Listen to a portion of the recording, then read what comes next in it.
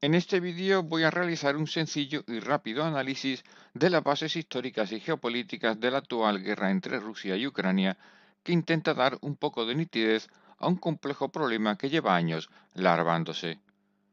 Efectivamente, los recientes acontecimientos en torno a Ucrania, que han generado un conflicto armado de consecuencias imprevisibles, son en realidad el vértice visible de un doble problema. Por una parte, la singularidad como Estado-nación de Ucrania, y por otro, el proyecto nacionalista del presidente ruso Putin, que por activa y por pasiva ha reivindicado desde hace años la reconstrucción de una gran Rusia histórica.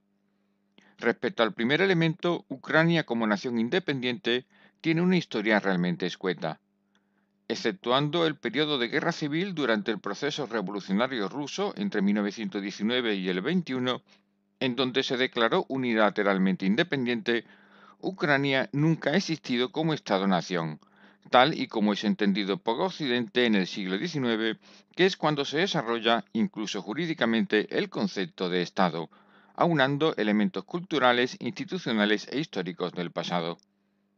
De hecho, gran parte de las tierras ucranianas quedaron durante siglos insertas dentro del Gran Ducado de Lituania desde el siglo XIII, para luego disgregarse a partir del siglo XVI y quedar dentro del Imperio ruso. El Rus de Kiev, que se prolongó del siglo IX al XIII, no fue más que un reino medieval como otros tantos, cuya enorme extensión no debe ser asimilada a Ucrania.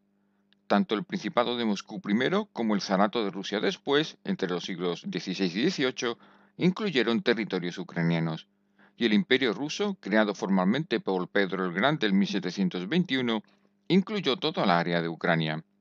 Este proceso de absorción de Ucrania a la Rusia zarista fue prácticamente idéntico a las fases de incremento y expansión territorial de Rusia en relación a otras áreas, y en gran medida se hizo respetando su singularidad cultural.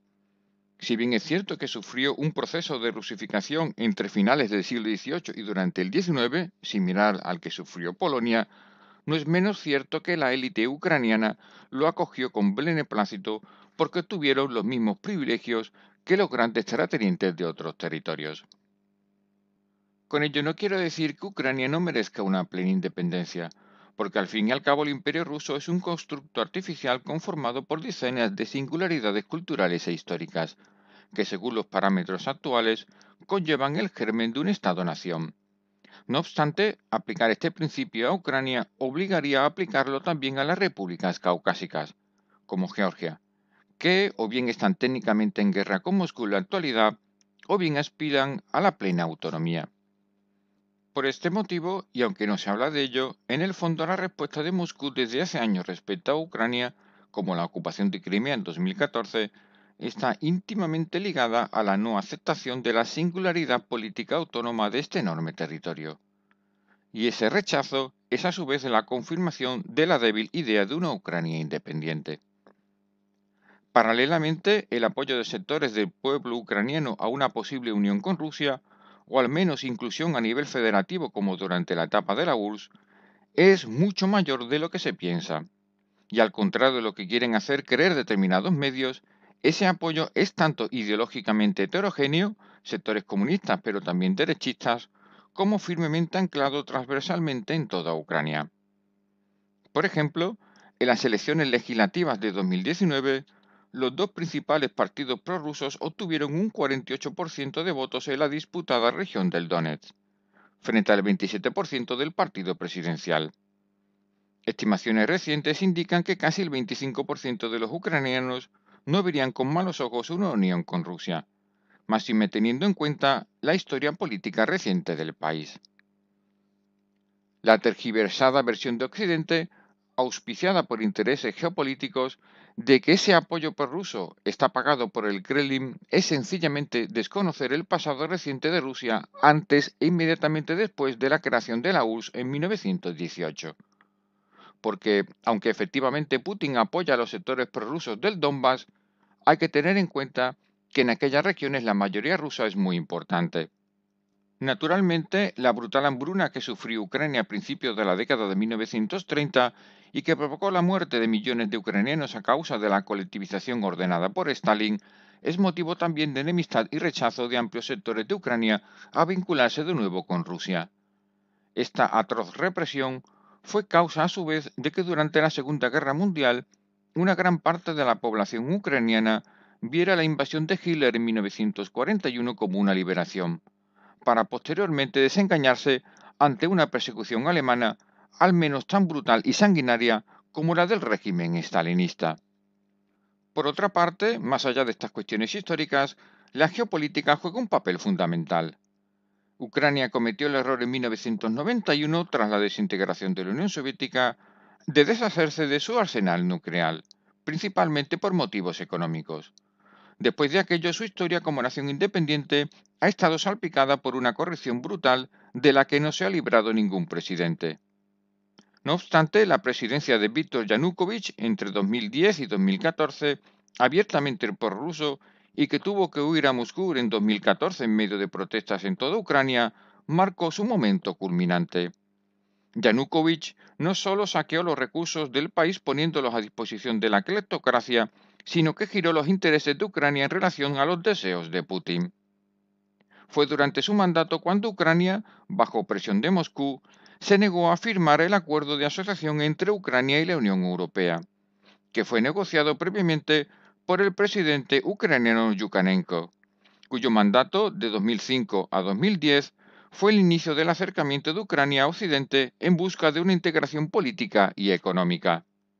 Tras el gobierno de Poroshenko de 2014 a 2019, otro consumado corrupto y hombre paja de Putin encubierto fue el actual presidente ucraniano Zelensky, quien retomó desde 2019 la senda de un acercamiento a Occidente, que incluiría además su adhesión a la OTAN. Este último elemento es el que ha provocado que Putin intervenga militarmente contra Ucrania. La pregunta clave es ¿por qué? Putin no tiene formación geopolítica y sus conocimientos se basan en la práctica del poder y en una enorme habilidad para leer los tiempos históricos. Como simple graduado en Derecho, sus concepciones del entorno económico geopolítico provienen de sus asesores, auténticos halcones que representan al sector duro de la política rusa.